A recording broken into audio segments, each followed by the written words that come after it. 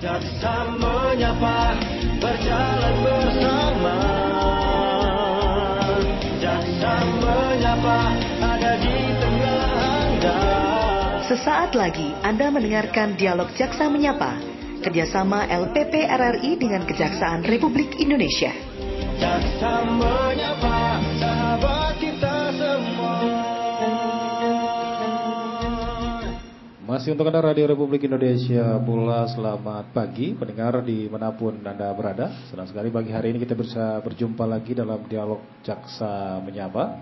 Tentunya bersama saya Firman Alhamid menemani Anda dalam dialog Jaksa Menyapa untuk edisi hari ini Senin 9 Desember 2024 bersama dengan Kejaksaan Negeri Kabupaten Seram bagian Timur. Dan beruntung pagi ini narasumber saya langsung dihadiri oleh Kepala Kejari SBT, ada Pak Edi Samara SHMH, kemudian didampingi oleh Kasipidum Kejari SBT yang pagi ini juga mendampingi Pak Kejari. Kita langsung menyapa Pak Kejari. Assalamualaikum, selamat pagi Pak. Waalaikumsalam. Sehat ya, selamat pagi, alhamdulillah sehat. Sehat, alhamdulillah. Kemudian juga ada Ibu Kasipidum. Selamat pagi Ibu. Selamat pagi Pak. Oke, sehat Ibu? Alhamdulillah Ibu sehat. agak maju ke mikrofon. Siap. Oke. Ya, pendengar di manapun Anda berada, kita akan berbincang-bincang seputar Hari Anti Korupsi. Tema kita pagi ini bersama melawan korupsi untuk Indonesia maju. Dan Anda boleh berpartisipasi di line telepon kami 0915214453, juga di WA 082398668126. Kita langsung ke Pak Edi selaku Kepala Kejaksaan SBT. Pak Edi, hari ini kita memperingati Hari Anti Korupsi Pak Edi, Hari Anti Korupsi Sedunia. Kalau Kejaksaan SBT sendiri bagaimana menyikapi Hari Anti Korupsi ini? Apakah ada kegiatan, upacara atau seperti apa? Mungkin bisa dijelaskan. Iya, terima kasih pada pemirsa ya, pendengar RRI Pro 1 dimanapun berada. Ya benar, terkait dengan hari ini adalah merupakan Hari Anti Korupsi Sedunia tahun 2024 yang jatuh pada hari ini 9 Desember 2024. Ya, terkait dengan Hari Anti Korupsi ini dari Kejaksaan sendiri, tadi rangkaian kegiatan telah kita laksanakan berupa upacara anti korupsi telah kita laksanakan tadi pagi dan berjalan dengan aman dan lancar. Kemudian dalam kaitan Hari Anti Korupsi ini juga pimpinan dari Kejaksaan Agung menyampaikan dan memerintahkan kepada kita di daerah, selain melaksanakan upacara, tentu kita juga melakukan kegiatan-kegiatan yang sifatnya upaya pencegahan korupsi. Ini waktu ini kita jadikan momentum untuk melakukan upaya pencegahan itu. Salah satunya untuk kita memang diperintahkan untuk melakukan diskusi FGD ataupun ada diskusi panel. Nah, untuk Kejaksaan Negeri Seram bagian Timur hari ini tim kita kasih intel melaksanakan penyuluhan hukum di sekolah SMA 1 hari ini sedang berlangsung. Nah, kemudian lagi nanti setelah ini juga, ini adalah bagian daripada itu juga, Jaksa Menyapa, kita manfaatkan media ini untuk menyebarluaskan informasi kepada masyarakat, khususnya masyarakat Seram bagian Timur, dengan kegiatan ya Hari Korupsi ini kita jadikan sebagai momentum seperti yang sampaikan tadi, untuk bersama-sama kita untuk tidak melaksanakan atau melakukan tindakan korupsi itu. Begitu. Ya, Pak Jaksa, Pak Edi, ini saking pentingnya korupsi ini sampai harus diperingati Hari Anti Korupsinya, bahkan sedunia. Ini tentunya bukan sesuatu yang biasa-biasa saja. Bahkan kalau kita baca literatur sampai ditetapkan oleh PBB seperti itu, Pak. Mungkin Pak bisa menjelaskan sedikit sejarah singkat. Ya, bukan secara singkat. Secara singkatnya itu tentu adanya sehingga ditetapkan hari ini adalah anti korupsi sedunia. Sedunia. Bahkan kita nanti pada hari ini ada lagi untuk daerah. Nah, gitu ya. Ini begitu pentingnya. Kenapa sih? Kenapa harus dibuat? Karena tentu ini tidak hanya munculnya penetapan ini hanya wujud-wujud seperti itu. Tapi tentu ada hal-hal yang melatar belakangi sebelumnya. Iya. Karena memang kita ketahui bahwa korupsi ini adalah suatu tindakan perbuatan yang sifatnya itu sangat mencederai ya, merusak tatanan hidup berbangsa dan bernegara. Bahkan banyak negara-negara itu banyak bisa tentu sangat pembangunan itu sangat terganggu dengan adanya korupsi-korupsi itu. Sehingga banyak negara ini sudah banyak mengalami suatu kemerosotan pembangunannya, sehingga ditetapkanlah hari korupsi sedunia ini. Itu ditetapkan. Kemudian memang perlu juga kita sampaikan latar belakang tadi untuk kita ketahui bersama, sehingga dengan alasan itulah kita harus melawan korupsi itu. Karena efek dampaknya selain dari merugikan keuangan negara, biasanya kasus korupsi seperti itu, kerugian negara dengan segala bentuk cara perbuatan itu dilakukan, tetapi itu semuanya itu mengarah kepada kerugian negara. Jadi kerugian negara itu seperti itu ya. Dengan segala kerugian negara yang ditimbulkan akibat korupsi itu luar biasa. Tapi bukan hanya sekedar kerugian negara, tapi justru sampai kepada rusak tatanan moral masyarakat itu sendiri. Nah, jadi sangat berdampak juga ke ekonomi. Ekonomi, kemudian pembangunan tentu. Pada akhirnya ketika itu bermasalah keuangan negara, maka pembangunan akan terganggu. Demikian juga pelayanan-pelayanan yang lain, pelayanan-pelayanan kemasyarakatan akan terganggu ketika umpamanya ada korupsi di situ, maka pelayanan masyarakat baik pendidikannya juga nanti terambat. Jadi semuanya. Padahal semua ini individu, tapi merugikan banyak orang. Iya, itu dilakukan oleh individu untuk kepentingan pribadi ya, untuk menguntungkan dirinya atau orang lain. Tapi karena itu uang negara, maka dampaknya sangat besar. Karena apa? Uang negara itu semua tentu ada peruntukannya. Ada untuk mensukseskan pendidikan, supaya pendidikan kita ini mendapat tempat yang baik. Kemudian ada pelayanan-pelayanan seperti dinas-dinas umpamanya. Ketika ada korupsi di situ, suap menyuap itu juga bagian korupsi ya. Ketika ada suap menyuap di situ, maka akan terjadi nanti pelayanan pun akan terganggu. Kemudian juga akan dampaknya juga ketika terjadi korupsi di situ, suap menyuap, maka akan tinggi lagi nanti kewajiban. Contoh umpamanya kalau dalam hal untuk pembayaran iuran dan sebagainya mungkin dilakukan oleh masyarakat. Ketika di sini ada suap menyuap, maka akan menambah lagi pembayaran, sehingga ini berdampak juga lagi ke ekonomi masyarakat lagi, diberatkan masyarakat itu dengan adanya tindakan-tindakan korupsi. Sehingga memang semua sisi, semua lini akan rusak ketika dilakukan perbuatan-perbuatan curang oleh segelintir orang itu. Gitu. Baik Pak Kepala Kejaksaan Negeri, tentunya yang disampaikan oleh Pak Kepala Kejaksaan bahwa hari ini dialog di RRI juga bagian daripada memberikan edukasi kepada masyarakat bahwa pentingnya juga kita memperingati Hari Anti Korupsi sebagai pengingat kepada kita bahwa memang korupsi ini juga salah satu kejahatan yang harus bisa dilawan bersama. Pak Kejari, boleh tahu kalau upacara tadi kira-kira ada atensi khusus dari Kejaksaan Agung kepada jajaran di daerah? Ya, tentu ada atensi kepada jajaran kejaksaan di daerah. Kejaksaan sudah sangat tegas ya, dengan mengharapkan kepada jajarannya di daerah untuk bisa menjadi figur sebagaimana tadi disampaikan di sambutan Jaksa Agung, bahwa kejaksaan itu diharapkan harus terus tetap menjaga ya, agar berpegang teguh kepada moral dan integritas. Nah, karena tidak mungkin integritas itu dapat dilakukan tanpa diawali dengan moral yang baik. Maka diharapkan kejaksaan di seluruh Indonesia, kalau dalam hal ini di sini di Kejaksaan Negeri Seram bagian Timur, kejaksaan itu diharapkan hadir di tengah masyarakat. Hadir di tengah masyarakat itu sebagai apa? Sebagai figur katanya tadi, sebagai figur teladan di tengah masyarakat untuk dapat kita memberikan contoh-contoh yang baik. Sehingga kita melakukan upaya-upaya pemberantasan korupsi itu, melakukan pencegahan terus-menerus tanpa henti. Sehingga kita harapkan dengan upaya-upaya yang kita lakukan ini semakin sempit ruang gerak daripada pelaku-pelaku korupsi ini. Nah, kemudian lagi yang diharapkan itu tentu seperti itu, moral dan integritas yang diutamakan terlebih dahulu oleh kejaksaan, oleh Jaksa Agung. Dan Jaksa Agung tidak mentolerir, seperti disampaikan tadi, tidak mentolerir ketika ada jaksa di daerah yang melakukan perbuatan tercela yang sifatnya itu mencederai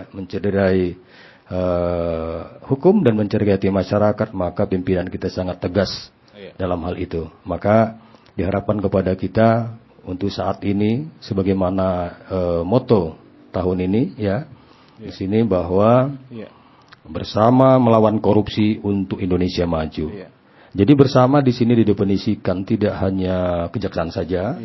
Di sini saatnya kita mulai hari ini, makanya ada rencana hari ini Pak Kasih Intel kita setelah selesai nanti dia melakukan penyuluhan hukum di sekolah-sekolah, dia juga akan sempatkan nanti untuk singgah di beberapa OPD untuk menyampaikan bagian daripada pencegahan itu untuk tidak melakukan, untuk saat ini stop.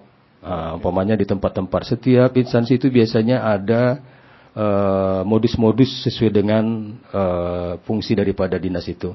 Umpamanya kalau ada pelayanan masyarakat tentu hindari suap menyuap, hindari pungutan liar karena itu semua korupsi, tindak korupsi. Kemudian saatnya karena ini dijalani bersama, tentu kita tidak sebagai penegak hukum aja, tapi masyarakat juga harus membudayakan itu juga.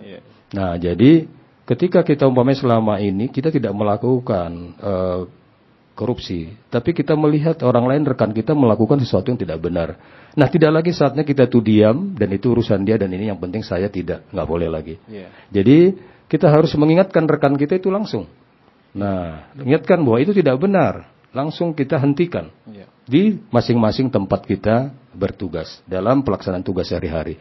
Sehingga diharapkan kalau semua masyarakat, semua kita juga mengawasi tidak ada celah peluang bagi mereka-mereka itu untuk melakukan kecurangan-kecurangan di dalam pengelolaan anggaran.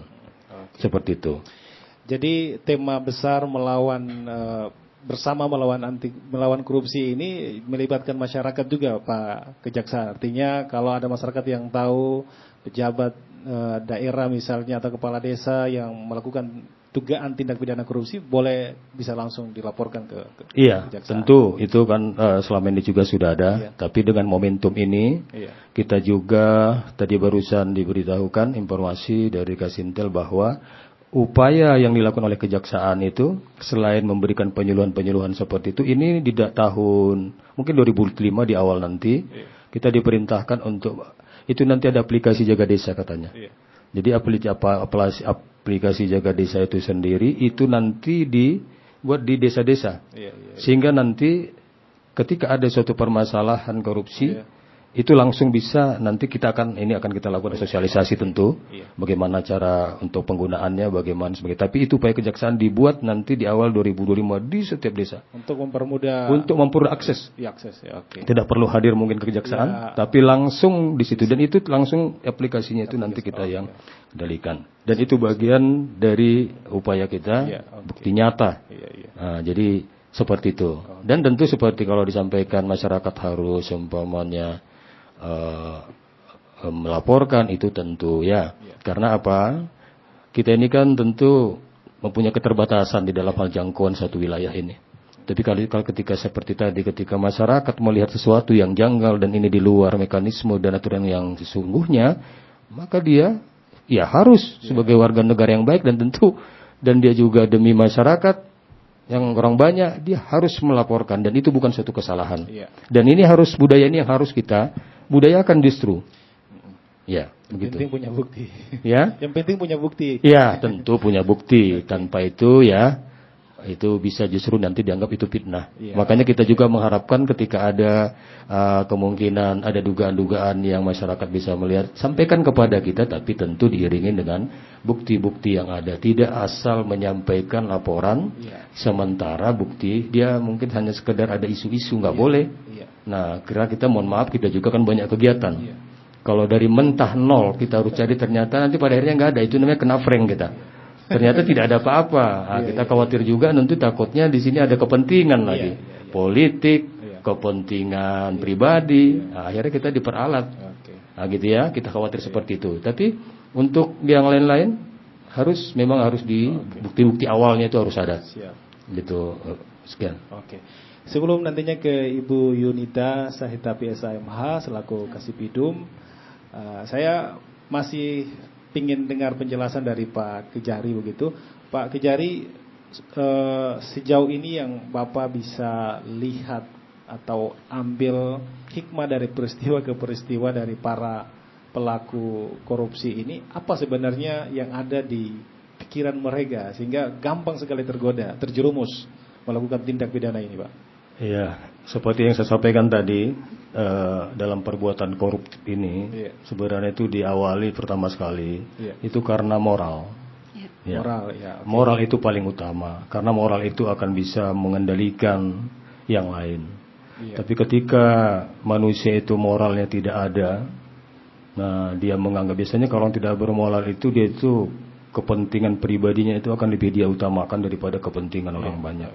Nah, maka diharapkan peningkatan moral itu terus kita lakukan.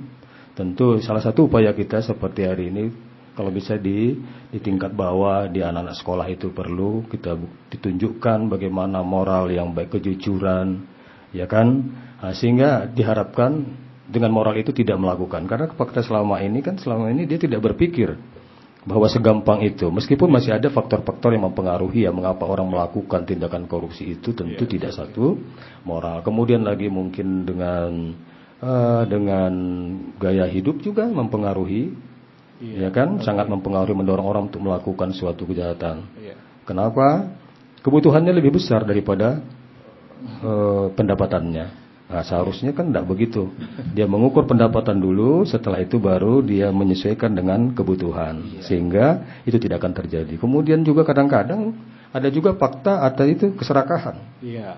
Keserakahan itu kita maksudkan bahwa tidak dilakukan oleh orang yang tidak punya, tapi disuruh dilakukan orang berpunya. Kenapa bisa terjadi? Nah, ini keserakahan. Artinya dia sudah punya satu mobil, tapi ingin 2 dan 3, berserakah namanya. Dia sudah punya 1 tapi mau 2. Nah, itu seperti itu. Jadi tidak juga suatu jaminan kelemahan ekonomi itu tidak harus kita melakukan suatu perbuatan-perbuatan yang melanggar hukum. Dalam agama juga kita kan tidak begitu. Apakah ada aturan kalau miskin boleh mencuri? Tidak.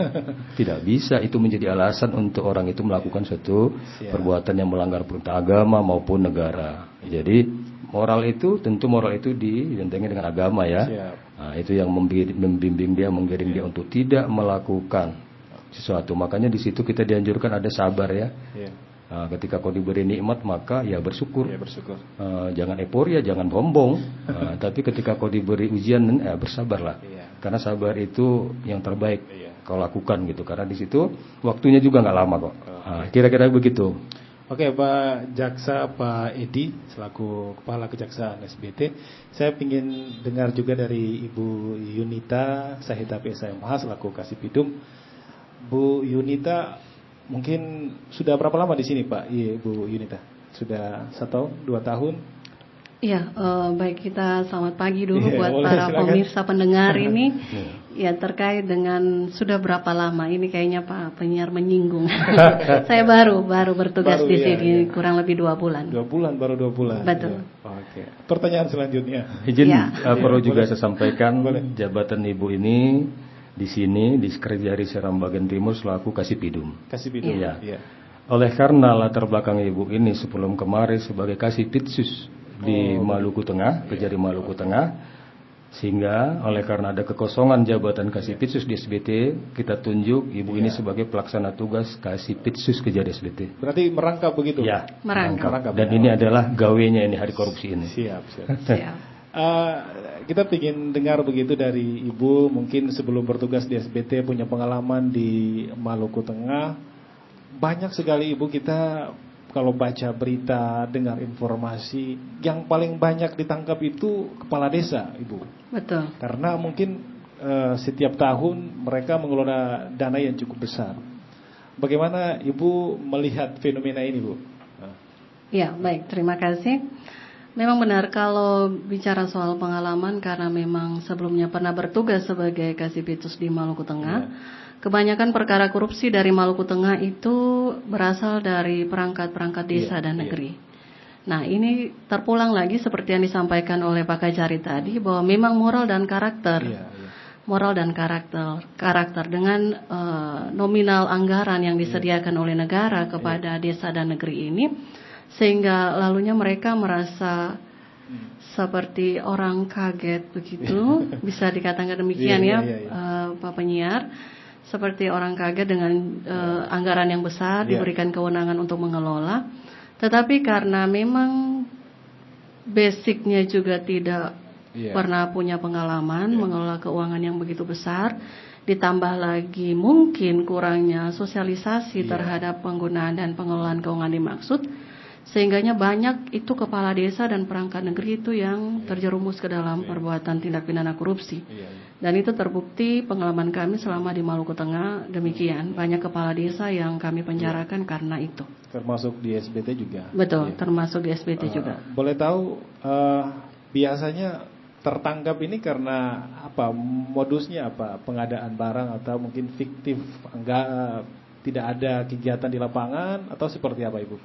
Ya, jadi untuk modus sampai dengan persoalan korupsi ini diangkat ke permukaan itu biasanya lebih banyak ke kegiatan-kegiatan bidang pembangunan. Jadi ada pekerjaan-pekerjaan fisik pembangunan yang tidak terlaksana, dalam hal ini fiktif, atau juga ada kegiatan pembangunan yang terlaksana tetapi tidak tuntas. Itu jadi banyak modus dan motif yang digunakan oleh para pelaku-pelaku koruptor ini untuk menutupi perbuatan mereka. Tetapi kan memang karena sudah kemajuan teknologi informasi yang canggih masyarakat sudah tidak takut lagi untuk melapor, dan itu bukti nyata. Bersemangat untuk melapor. Betul, bukti nyata tidak adanya pembangunan yang terjadi di negeri bahkan desa mereka, sehingga itu yang membuat mereka melapor kepada kami. Nah, kalau fenomenanya seperti itu, apakah memang ada misalnya jaksa melakukan pendampingan, pembinaan begitu? Jangan sampai kadang-kadang karena pengetahuan terbatas mengelola dana desa, sehingga kadang-kadang juga tidak sengaja begitu, tapi karena memang negara rugi tetap ditangkap. Apakah ada rencana pembinaan terhadap kepala desa? Iya, terima kasih. Terkait dengan hal itu, sebenarnya bukan rencana. Kami di Kejaksaan, izin Bapak Kajari, kami punya bidang intelijen dan bidang perdata dan tata usaha negara. Jadi memang kalau berbicara soal korupsi di kalangan kepala desa ini, terkadang mereka menyangkut pautkan dengan SDM, kualitas SDM para perangkat negeri. Tetapi perlu kami sampaikan, ini juga bersifat edukasi kepada para pemirsa dan pendengar di sana, bahwasanya kami Kejaksaan punya bidang intelijen dan bidang perdata tata usaha negara, yang mana punya tugas dan fungsi peran yang sangat penting dalam kaitannya dengan pengamanan dan pengawalan terhadap dengan pengelolaan keuangan negara. Misalnya contoh, untuk bidang intelijen, kami punya fungsi dan peran itu selalu melakukan agenda untuk pelaksanaan sosialisasi. Bukan hanya kepada OPD setempat, dinas dan satker setempat, tetapi juga kepada para kepala desa, kepada para camat dalam kaitannya dengan penggunaan dan pengelolaan keuangan negara ini. Tetapi juga kami Kejaksaan punya bidang perdata dan tata usaha negara, di mana untuk tugas dan fungsi perannya itu ada pendampingan. Ada pendampingan karena setahu saya kami punya MOU dengan pemerintah daerah khusus dalam hal ini Dinas Pemberdayaan Desa, yang mana kami membuka ruang bagi kepala-kepala desa atau perangkat negeri lainnya, bahkan masyarakat yang hendak mendapatkan pendampingan atau informasi-informasi hukum dalam kaitannya dengan penggunaan dan pengelolaan keuangan desa. Demikian. Luar biasa. Terima kasih Bu Yunita. Memang beliau ini berpengalaman, Pak Edi.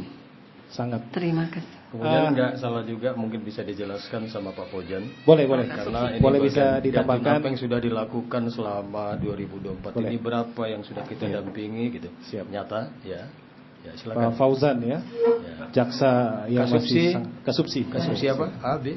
Kasupsi 1 Pak sekarang. Kasupsi 1 di intelijen. Siap. Ya, Siap.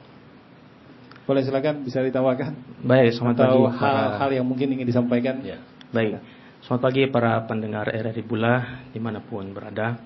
Jadi sebagaimana dijelaskan tadi oleh Bapak Kajari dan dilanjutkan oleh Ibu Kasipidum sekaligus PLT Kasipitus, bahwa memang di kejaksaan itu sendiri selain melakukan penindakan secara represif melalui tindak pidana khusus, juga melakukan tindakan pencegahan preventif. Salah duanya itu melalui intelijen dan perdata dan tata usaha negara. Kebetulan kami selaku bagian dari tim Jaksa Pengacara Negara atau JPN yang selama ini kalau di tingkat kabupaten cukup aktif memberikan pendampingan hukum terhadap setiap OPD yang memohonkan tentunya, karena tentu hal ini dasarkan dari MOU yang sudah ditandatangani tahun lalu kalau nggak salah. Nah, dari beberapa tahun kebelakangan ini, khususnya tahun 2024, terdapat 15 permohonan pendampingan hukum yang diajukan oleh 3 OPD. Pertama, terdapat 4 proyek dari Dinas PUPR, ada 5 proyek dari Dinas Pendidikan, dan ada 3 proyek dari Badan Penanggulangan Bencana Daerah atau BPBD. Dan tentu kesemuanya itu merupakan salah satu bentuk pencegahan, karena memang salah satu sektor yang cukup riskan dan banyak kejadian tindak pidana korupsi itu sektor pengadaan barang dan jasa. Dan di Kabupaten Seram bagian Timur ini, sepengalaman kami, memang tidak ada atau bukan tidak ada, sangat minim pihak-pihak misal dari PPK, PPTK yang mengetahui dan memahami tugas-tugasnya secara maksimal seperti apa, sehingga akan ketidakpahaman itu sering terjadi sesuatu yang mungkin awalnya sifatnya administratif, tapi pada ujungnya akan berujung pada timbulnya kerugian keuangan negara. Nah, itulah perpaduan itu yang menyebabkan terjadinya tindak pidana korupsi. Dan kehadiran kami tim Jaksa Pengacara Negara di situ tentu untuk mengedukasi, memberikan pemahaman bahwa ini loh, setiap langkah-langkah dalam pengadaan barang jasa tentu berdasarkan peraturan Presiden tahun nomor 16 tahun 2018 dan 12 tahun 2021, tentu mengedukasi setiap langkah-langkahnya agar langkah-langkah yang sudah disediakan melalui peraturan tersebut itu benar-benar dijalankan. Karena itu tadi balik lagi saya bilang bahwa terkadang khususnya sektor pengadaan barang jasa korupsi itu terjadi karena tidak efektifnya peran misalnya PPK, PPTK dan segala macam. Oleh karena itu kami tim Jaksa Pengacara Negara hampir tiap bulan tentu melakukan monitoring dan evaluasi baik secara tertulis laporan yang disampaikan kepada kami maupun kami melaksanakan peninjauan lapangan yang mungkin bisa terjangkau di daerah Bula, sekaligus untuk memberikan pemahaman juga bukan pada dinas OPD aja, termasuk pada kontraktor selaku penyedia, termasuk juga konsultan pengawas sebagai bagian dari pekerjaan. Mungkin itu untuk dari bidang Datun. Untuk bidang intelijen sendiri, tadi sebagaimana disampaikan Pak Kajari bahwa untuk tahun depan program Jaga Desa mungkin akan kita maksimalkan. Bahwa beberapa minggu lalu dari Jaksa Agung Muda Intelijen telah memberikan semacam arahan, instruksi kepada kami melalui aplikasi nantinya. Nanti sifatnya seperti monitoring dan pengawasan. Jadi mungkin selama ini beberapa desa yang kita tahu di SBT ini terdapat LPG yang fiktif mungkin. Bahkan ada yang nggak membuat LPG sama sekali. Nah, itu bakalan akan kita monitoring karena mungkin akan setiap tahapan pencairan mungkin akan diupload realisasinya seperti apa, pertanggungjawaban seperti apa, sehingga terjadi pengawasan secara bertingkat. Jadi mungkin selama ini bukan cuma Pemdes maupun review dari inspektorat, termasuk juga nanti akan kita tangani secara langsung dari kejaksaan. Dan tentu harapannya dari pimpinan dengan adanya langkah-langkah tersebut dapat meminimalisir terjadinya tindak pidana korupsi di bumi kita Nusa ini. Mungkin demikian, Pak. Luar biasa, Pak Kepala Kejaksaan. Ini juga bagian daripada strategi untuk memutus penyakit korupsi ini, terutama untuk kita yang ada di Seram bagian timur yang memang harus diakui kadang-kadang memiliki keterbatasan soal yang satu itu. Kalau sampai ketangkap memang sudah kelewatan ya. Nah, Pak Kejari, saya langsung ke Pak Kejari. Kalau selama ini bagaimana Kejaksaan SBT membangun sinergitas dengan teman-teman penegakan hukum yang lain, misalnya kepolisian, agar tidak tumpang tindih dalam pemberantasan korupsi ini? Silakan. Sinergitas itu memang suatu hal yang sangat penting dilakukan antara aparat penegak hukum di dalam memberantas korupsi. Nah, karena jangan sampai nanti mempunyai kewenangan sama sehingga kompetisinya itu mungkin tidak sehat umpamanya, sehingga justru ini yang bisa menyebabkan terjadinya penanganan korupsi yang tidak efektif. Nah, terkait dengan itu tentu kita semua sudah diberikan petunjuk dari pimpinan dalam hal ini koordinasi terhadap penegak hukum sesama para penegak hukum dalam penanganan korupsi itu sudah ada diatur. Ya, salah satunya mungkin jelasnya Ibu ini yang bisa menjelaskan, tapi salah satunya ketika nanti kita sama-sama, kalau untuk daerah ini tentu yang ada di sini kepolisian dan kejaksaan yang punya kewenangan dalam hal untuk melakukan penyelidikan dan penyidikan tindak pidana korupsi. Nah, dalam hal ini ya kerjasama yang disampaikan tadi tentu dengan ada MOU dari pusat. Ketika di dalam hal ada laporan oleh masyarakat, gitu, ada laporan dari masyarakat atau ada temuan dari masing-masing instansi yang berwenang ini, maka kita ada koordinasi. Koordinasinya di mana kita, kalau seandainya umpamanya kepolisian ini kan dia ada kewenangan di situ melakukan penyidikan. Kalau kita tentu penyidikan dilanjutkan nanti dengan penuntutan korupsi, tetap berkasnya itu kan ke kita. Maka untuk membuktikan bahwa suatu perkara itu sudah disidik umpamanya oleh penyidik, maka harus dibuktikan dengan SPDP surat pemberitahuan dimulai penyidikan. Itu sebagai bukti dia ada. Tapi kalau tidak, kita bisa melakukannya sendiri. Meskipun mungkin ada laporan di sana, karena mungkin terlalu lama sehingga ada masyarakat merasa, maka kita buktikan dengan, kalau sepanjang tidak ada SPD berarti belum. Begitulah bentuk untuk menghindari ada ketersinggungan di dalam penanganan perkara. Begitu. Dan kita sama-sama sampai hari ini tentu dalam hal ini kita bersinergi. Sinergi dalam hal umpamanya ketika ini ada beberapa kan tindak pidana yang korupsi yang sekarang ini sedang kita tangani. Yang penyidikannya itu dilakukan oleh kepolisian. Seperti yang sekarang sudah dilimpahkan itu ke pengadilan Tipikor yang kasus kantor pos itu. Nah, itu penyidiknya itu dari Diskrim Polda. Di Skrimsus Polda. Nah, karena lokus tempusnya di sini, maka sudah diserahkan ke kita JSBT dan siap untuk disidangkan. Nah, dalam hal ini tentu dalam kerjasama sinergi sesuai dengan upacara itu, berkas yang dia punya itu kita lakukan penelitian di sini, sinergi yang baik dan perkara ini siap kita sidangkan, gitu. Tentunya keduanya memiliki semangat yang sama Semangat yang sama karena memang daerah negara kita ini negara yang besar dan ini milik kita bersama, tentu bersama-sama untuk menciptakan, untuk memberantas dan mencegah tindak pidana korupsi itu di masing-masing instansi yang berwenang. Iya, Pak Kejari, ini presiden kita yang baru Pak Prabowo juga punya semangat begitu, atensi yang besar terhadap pemberantasan korupsi. Mudah-mudahan ini semangatnya tertular sampai ke kita yang ada di daerah begitu, Pak. Ya pasti. Karena di sana apa yang disampaikan Pak Presiden tentu ada di sana Pak Jaksa Agung nanti pada akhirnya akan terus meneruskan dan menyampaikan perintah itu sampai ke tingkat bawah. Oke. Saya coba kembali ke Ibu Yunita. Ibu boleh mungkin buka-buka rahasia. Kira-kira saat ini selain kepala desa yang mungkin menjadi fokus perhatian dari kejaksaan, kalau memang ada laporan, apakah ada juga dari laporan-laporan yang dilihat oleh kejaksaan SBT terhadap penggunaan anggaran oleh teman-teman OPD di SBT? Iya, kalau bicara soal buka-bukaan ini berarti sudah sifatnya tidak rahasia lagi izin Bapak Kejari Tetapi memang untuk proses penanganan perkara itu kita harus transparansi supaya masyarakat juga bisa melihat dan memberikan kepercayaan penuh bagi kita di kejaksaan.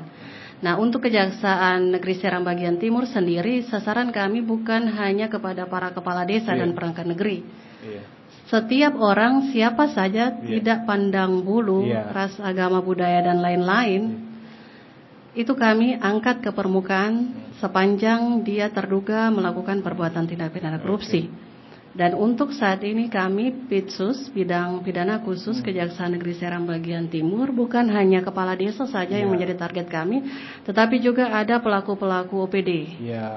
Badan Dinas Satker setempat, khusus pemerintah daerah Kabupaten Seram Bagian Timur, yang notabene juga terindikasi diduga telah melakukan perbuatan korupsi terhadap penyalahgunaan dan pengelolaan keuangan APBD. Demikian. Kemudian boleh kita dengar lagi dari Bang Fauzan. Ini Intel ya, kejaksaan begitu, Pak? Bidang Intel. Nah, tadi sepertinya saya mendengar lebih banyak yang dilakukan oleh teman-teman Intel ini adalah melakukan pencegahan begitu, sosialisasi, pembinaan. Nah, tadi juga disinggung oleh Pak Kejari, ada kegiatan sosialisasi begitu kepada teman-teman, kepada adik kita di SMA. Apa sebenarnya mungkin bisa dijelaskan kepada pendengar kita, sasaran kepada adik-adik SMA ini apa? Padahal kan mereka belum insya Allah mudah-mudahan tidak terjerumus begitulah, masih tidak punya jabatan, tidak punya kewenangan. Kenapa sasaran harus ke sekolah? Baik, sebelumnya saya jelaskan dulu bahwa program Jaksa Masuk Sekolah, kami sebutnya Jaksa Masuk Sekolah, itu bagian dari fungsi penerangan hukum yang diberikan oleh jajaran. Penerangan hukum sendiri kita ada jaksa masuk sekolah, ada jaksa menyapa juga yang saat ini kita lakukan. Adapun kegiatan yang dilaksanakan saat ini di SMA Negeri 1 Seram Bagian Timur, sasarannya tidak lain tidak bukan adalah memberikan pemahaman kepada generasi muda tentunya terkait apa sih tindak pidana korupsi itu. Mungkin kalau Bapak tadi bilang mereka kan belum terlibat apa segala macam. Nah, justru disitulah kita mengisi pemahaman mereka supaya tercipta suatu generasi muda yang anti korupsi, sebagaimana tema kita hari ini, Hari Anti Korupsi. Karena itu tadi saya katakan bahwa di saat-saat itulah, di usia-usia emas itulah penting kita tanamkan bagaimana untuk menumbuhkan moralitas, bagaimana menciptakan integritas, bagaimana mengedukasi mereka terkait tindakan-tindakan korupsi. Karena tindakan korupsi itu dimulai dari hal yang kecil. Mungkin mereka selama ini ya terlambat-lambat mungkin ya, mungkin menyontek mungkin. Nah, mungkin kita jelaskan dari hal-hal aspek kecil itu, bahwa korupsi itu sebenarnya bukan cuma mengambil uang negara. Jauh lebih dari itu untuk tingkat yang di bawah, termasuk korupsi waktu, menyontek mungkin ya, ataupun mungkin masih ada yang malak atau apa segala macam. Itu kan bagian-bagian dari bibit-bibit koruptif yang tentu itu harus kita cegah dan deteksi dini. Mungkin seperti itu. Tentunya ini untuk menyiapkan generasi Indonesia emas tahun 2045 mudah-mudahan sudah tidak ada lagi. Tapi kayaknya agak susah. Kita harus optimis lah. Optimis. Tentunya yang kita lakukan hari ini di RRI juga bagian daripada edukasi kepada pendengar kita, kepada siapa saja mendengar kita di pagi jelang siang ini, mudah-mudahan bisa mengambil manfaat daripada program kita di pagi ini. Pak Kejari, boleh saya singgung satu pertanyaan begitu? Tadi sempat disinggung oleh pendengar kita. Tolong titip pertanyaan kepada Kejari. Pak Kejari ini kan kejaksaan juga masuk dalam satuan Gakumdu untuk penanganan pilkada, Pak Kejari. Ada juga laporan begitu, mungkin sudah diketahui oleh Pak Kejari atau belum, mungkin bisa dijelaskan. Ada satu pimpinan OPD yang ketahuan juga melakukan money politik begitu. Apakah memang laporan ini sudah sampai ke kejaksaan atau seperti apa? Mohon bisa disampaikan kepada pendengar kita. Yang perlu sedikit saya sampaikan, mohon nanti dijelaskan Ibu Kasih Bidum ya. Karena Ibu Kasih Bidum ini di dalam hal Gakumdu dia berkedudukan sebagai penasehat di Gakumdu yang mempunyai unsur kejaksaan. Nah, namun sepanjang pertanyaan tadi menyampaikan apakah perkara sudah masuk kejaksaan sampai dengan hari ini belum ada ya. Sudah ada Bapak. Yang SPDP masih sudah? Oh tidak. Tidak kan? Kalau Gakumdu sudah. Ya, Gakumdu sudah. Gakumdu itu kan masih datang di Bawaslu. Di Bawaslu itu ada di situ Gakumdu, bagian daripada di Bawaslu. Tapi yang secara resmi masuk ke kejaksaan menjadi perkara itu belum ada. Tapi terkait masalah perkembangan memang ada beberapa yang sudah ditangani oleh Gakumdu ya. Di Gakumdu itu ada beberapa unsur yang perlu saya sampaikan nanti, ada Bawaslu, ada kepolisian dan ada kejaksaan ya. Di dalam Gakumdu itu suara yang dibahas, suara yang dikeluarkan dari itu tidak ada lagi atas nama kejaksaan, kepolisian atau Bawaslu, tapi suara bulat keluar apapun itu suara Gakumdu dari 3 unsur. Nah, terkait masalah tadi yang ditampaikan tadi sepertinya lebih tepat nanti langsung sekarang langsung dijawab oleh Ibu Yunita selaku anggota Gakumdu di Seram Bagian Timur. Silahkan Bu. Ya, siap, terima kasih Bapak Kajari. Izin Pak Penyiar terkait dengan pertanyaan yang ditanyakan tadi mengenai adanya kepala OPD yang diduga melakukan money politik. Nah, perlu saya sampaikan yang disampaikan Pak Kajari bahwa kami menjadi bagian dari Gakumdu karena ada unsur kejaksaan, kepolisian dan Bawaslu.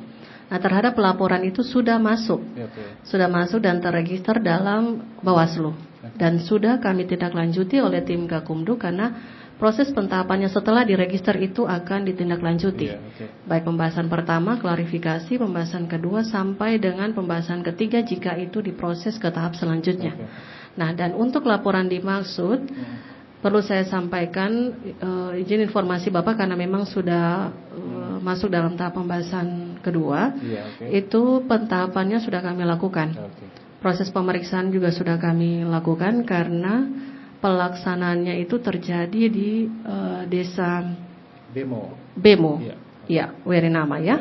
Ya, itu kebetulan saya sendiri yang pergi ke sana bersama tim. Oh, sudah turun ke sana? Sudah, kami sudah turun Pak penyiar ya. Jadi memang jarak tidak membatasi semangat kami untuk bekerja. Apalagi momen sekarang momen pemilihan kepala daerah dan provinsi, gubernur. Jadi memang atensi pimpinan kami juga untuk melihat hal itu. Setelah kami turun ke lokasi dan melakukan pemeriksaan klarifikasi, kemudian kami tindak lanjuti dengan pembahasan kedua. Calon terperiksa dan terperiksa yang sudah kami lakukan baik di Desa Bemo maupun di Bawaslu sendiri, karena pada saat itu memang ada beberapa saksi pelapor yang notabene masih berdomisili di Bula, sehingganya dilakukan pemeriksaan klarifikasi itu di Bawaslu. Kemudian kami lakukan pembahasan berikutnya dan dirapatkan kembali. Fakta yang kami temukan itu bahwa tidak ada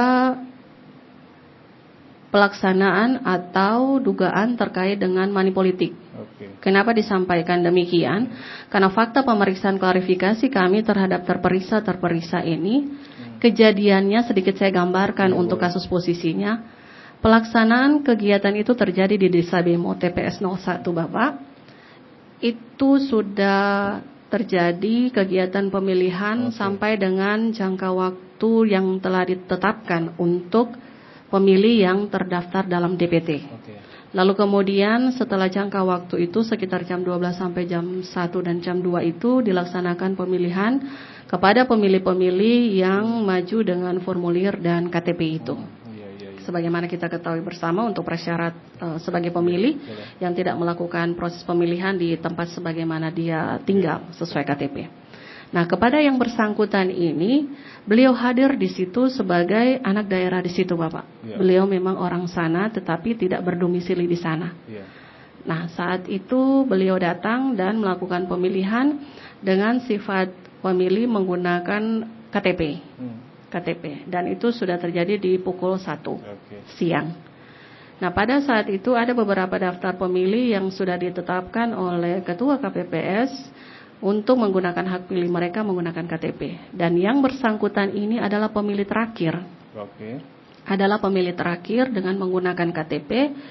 Lalu kemudian beliau melakukan proses pemilihan. Setelah proses pemilihan dilakukanlah closing statement oleh Ketua KPPS bahwasanya proses pemilihan telah selesai dan berakhir dengan penyampaian rekomendasi surat suara yang tersisa. Itu disampaikan kepada forum seluruh penyelenggara maupun kepada saksi-saksi yang ada di situ. Nah, setelah disampaikan itu lalu kemudian yang bersangkutan keluar dari lokasi pemilihan dan menyampaikan bahwasanya ada ucapan terima kasih kepada para penyelenggara bahwa pelaksanaan pemilu sudah boleh berjalan dengan baik dan lancar di TPS 01 Desa Bemo. Dan sebagai bentuk apresiasi beliau anak daerah, kemudian beliau mengeluarkan uang Bapak dan diserahkan kepada Ketua KPPS untuk sebagai balan rasa terima kasih. Mungkin bisa dibelikan makanan atau minuman kepada mereka. Saat itu proses pemilihan sudah selesai ya. Ya, kita tegaskan lagi proses pemilihan sudah selesai dan bukan hanya kepada ketua penyelenggara bersama jajaran, tidak ada untuk mengarahkan untuk memilih satu. Tidak ada, karena memang proses pemilihan sudah selesai. Sudah ada closing statement dari Ketua KPPS bahwa pemilihan sudah selesai dan kami tutup. Jadi tidak ada pemilih-pemilih lain. Bahkan kami tegaskan dalam klarifikasi itu barangkali ada peluang para penyelenggara ini belum menggunakan hak pilih mereka. Sehingganya sesuai dengan unsur pasal sangkaan yang diberikan kepada beliau itu barangkali ada ajakan lalu kemudian memberikan uang. Tetapi ternyata dalam fakta pemeriksaan kami tidak ditemukan hal seperti itu. Yang bersangkutan sudah diperiksa oleh Ibu? Sudah kami lakukan pemeriksaan. Izin Bapak, kemarin memang kami terkendala karena yang bersangkutan sementara melakukan dinas luar di Ambon dalam kaitannya dengan tugas dan fungsi beliau. Tetapi dalam aturan Perbawaslu sebagai KUHAP kami, hukum acara kami gunakan fasilitas sarana media sosial. Kami video call kepada yang bersangkutan dan melakukan pemeriksaan kepada beliau. Demikian. Oke, mudah-mudahan ini jelas didengar oleh masyarakat. Karena juga banyak yang ikut melapor, mengawasi. Betul Bahkan sekali. ada barang bukti yang mungkin sudah disita oleh. Barang bukti yang kami sita berupa uang. Betul. Sama video juga. Ada video juga. Dan mungkin bisa tadi ditanyakan, mungkin belum terjawab. Itu siapa-siapa saja yang menerima itu? Ya, izin Bapak menjelaskan terkait dengan penerima uang sendiri itu perlu kami sampaikan. Ketua PPS bersama penyelenggaranya berjumlah 7 orang, kemudian 2 linmas, 9 Bapak. Jadi jumlah uang yang pertama dikeluarkan adalah 900.000 dulu. Lalu kemudian ada teriakan dari para saksi-saksi yang notabene bukan hanya dari satu paslon saja, tapi semua paslon. Itu Bapak kami juga. Kan kami turut mengawasi gitu. Ada penyampaian seperti itu. Saksinya juga kami periksa. Lalu kemudian oleh yang bersangkutan menanyakan berapa kalian punya jumlah di situ. Lalu diserahkan. Makanya ketika laporan ini terangkat, video, kemudian dokumentasi plus barang bukti uang sudah kami lakukan penyitaan. Dan semua saksi juga ada terima gitu ya, saksi seluruh daripada salon kan paslon. Iya, siap Bapak. Izin menambahkan sedikit. Jadi setelah mereka terima, selang beberapa waktu kemudian ada keributan. Nah, keributan itu lalu kemudian uang itu kembali dikumpulkan, belum sempat digunakan. Uang itu kembali Karena dikumpulkan. ada protes dari. Betul, ada protes dari beberapa pihak termasuk dari pelapor. Oke, mudah-mudahan ini. Tapi nanti akan ada rapat bersama dengan Gakumdu untuk memutuskan perkara ini memang tidak memenuhi unsur atau? Ya, jadi sudah kami lakukan rapat pembahasan kedua. Dan hasil pembahasan yang dihadiri oleh kami masing-masing keterwakilan, baik Bawaslu, Pak Kasat bersama jajaran, kami kasih pidum bersama jajaran. Dalam kesimpulan kami tetapkan bahwa tidak dapat ditingkatkan ke tahap selanjutnya, oleh karena tidak terpenuhnya unsur-unsur pasal yang disangkakan. Baik, demikian. terima kasih. Ini pendengar, ini teknis, bukan fakta di lapangan, contoh kasus yang ditangani oleh teman-teman kejaksaan. Mudah-mudahan ini bisa didengar oleh pendengar kita. Dan Pak Kejari, ini kita sudah dibatasi oleh waktu, karena waktu kita hanya 1 jam, jaksa menyapa. Kurang lebih ada waktu tersisa 6 menit. Pak Jaksa mungkin terakhir ingin menyampaikan pesan-pesan kepada masyarakat, kepada siapa saja, untuk sama-sama melawan korupsi di daerah ini. Silakan Pak Jaksa. Iya, terima kasih kepada penyiar dan pendengar dimanapun berada. Pada momentum Hari Anti Korupsi Sedunia pada hari ini 9 Desember ini, mari kita jadikan sebagai tonggak. Gitu. Meskipun sebelumnya kita terus melakukan, tapi setidaknya setiap kita peringatan itu tentu ada perbaikan dan semangat baru. Semangat baru untuk memberantas korupsi. Jadi seperti yang sudah kita sampaikan tadi, mari untuk melaksanakan ini semua tidak bisa dilakukan oleh satu pihak saja, tetapi harus bersama-sama. Bersama-sama dalam hal ini tentu seperti yang disampaikan tadi masyarakat juga terus tingkatkan pengawasan di tempat masing-masing, ya kan? Apa yang kira-kira ada dugaan yang sifatnya ini janggal dan mengarah kepada tindak pidana korupsi, jauh-jauh hari kalau secepatnya disampaikan sebelum terlalu jauh dan sebelum uang negara itu terlalu banyak dikuras, kira-kira seperti itu.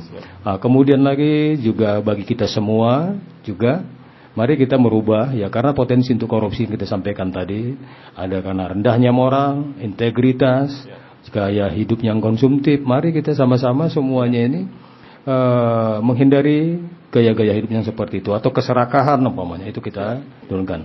Selain itu juga kepada pemerintah yang menjalankan pemerintahan di wilayah ini, karena faktor pendorong juga bisa disebabkan karena umpamanya dalam hal pelayanan masyarakat, birokrasi yang berbelit-belit.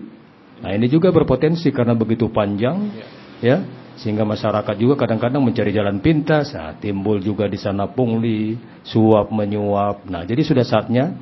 Nah, perlu juga kami sampaikan di sini juga ada juga tracing daripada pimpinan di Kejaksaan Agung dan penanganan korupsi ini juga diharapkan kita hari ini kan ada itu di Kejaksaan Tinggi jam yang sama ini di sana dilaksanakan diskusi panel ya dengan topiknya itu sebagai upaya untuk pencegahan korupsi ya.